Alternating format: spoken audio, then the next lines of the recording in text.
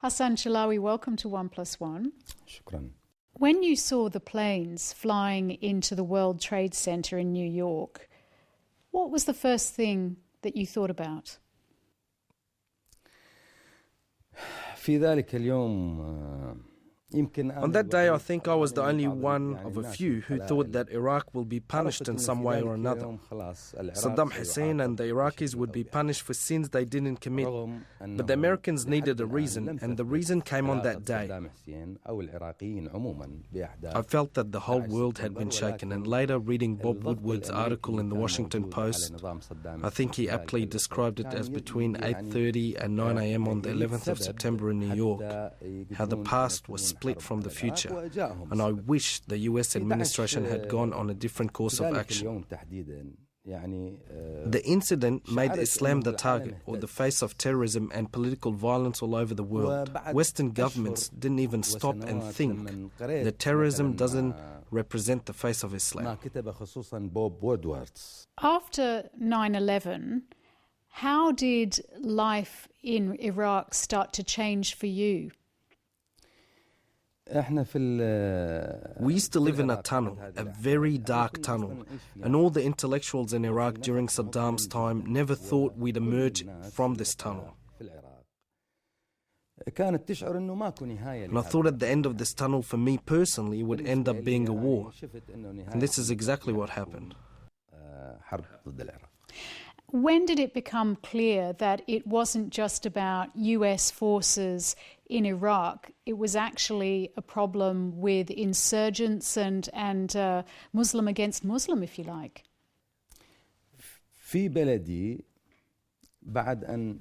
In my country, after Saddam went, Iraq was thrown into chaos. The country became a playground for international powers, where the West was now fighting against terrorism. And unfortunately, this opened up the political arena for Al-Qaeda, not to be obliterated, but it actually expanded their power in Iraq. And even though America may have destroyed some of Al-Qaeda cells throughout Iraq, the price of the West versus terrorism was that many of my countrymen died, and many more have been exiled to Australia and all around the world. Did you support the hanging of Saddam Hussein? I was totally against it. I even had a visceral reaction. I hate violence of all sorts. No person should be tortured like this. So even in the footage of the hanging, I never watched it once, because I'm totally against any form of torture, even against Saddam. In principle, I'm against Saddam because he was a dictator. He tortured, he killed his own people, he committed crimes against humanity. But to see him end like this was a travesty for us and our nation. You decided to leave Iraq in 2006. That was 3 years after the invasion. What happened in that time to make you want to flee your country? 2006 to 2007 was the worst period for sectarian wars taking place all over the country. I mean, a person could die for the simplest of reasons. They were tortured, spat upon, just tortured in general because militias were controlling the country. There was no law and order, just pure anarchy. And for a person to speak up like me, their life was in danger. I only spoke out once. I remember at a seminar in Hotel Babylon in Baghdad, I was talking about how democracy and the constitution should form the basis of our country in the future. I prophesied that this would only happen after seas of blood, and this is precisely what happened. I said that the Iraqi people made a huge mistake because they handed their votes, their precious votes, to people who were actually traitors to their country and were going to destroy it. And right after I left the seminar, I was threatened. See, when you're dealing with Islamic extremists, they say that you're an atheist or that you don't love your country, and this can get you killed. So you left to live in Egypt for about 4 years. Why was Egypt not your final destination? What happened there? Egypt is a great country. You know, it's a vibrant country. But I've always had problems with religious men. Not all of them, but I think because they are the source of backwardness in our countries. I was coming out of a seminar and I was attacked by someone as I was getting out of the car door, and he hit me and he called me a filthy Shia. You can still see the effects on my face. So I decided that I couldn't put up with this. So I took my son and we went on a holiday to Malaysia, where I wanted to process what had just happened to me.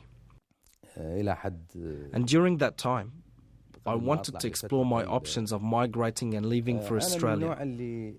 I wanted to go to a society that would protect me against such vile actions, purely because of my outspoken views. I was comfortable.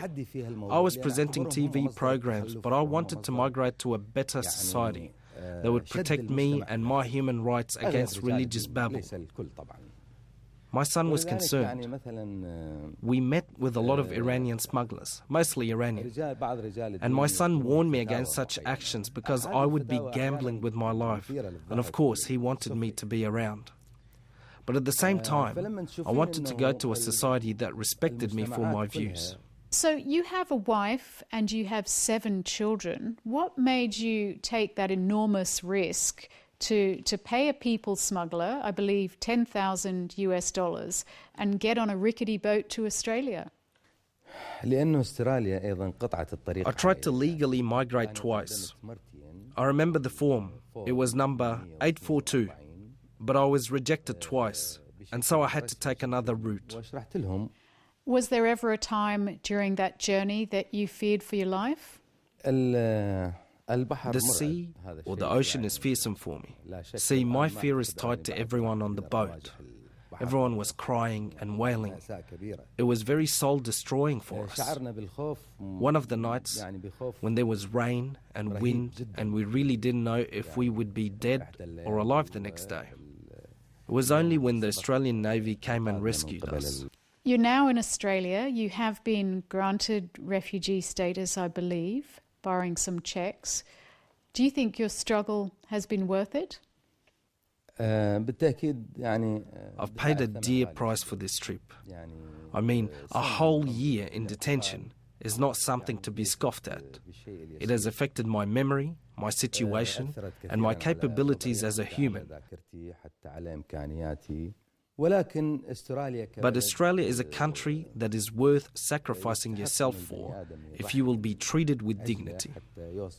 And I think Australia's capabilities, economically and politically, and in terms of people wanting to migrate here, will definitely propel it into the future. Everyone wants to migrate to this country.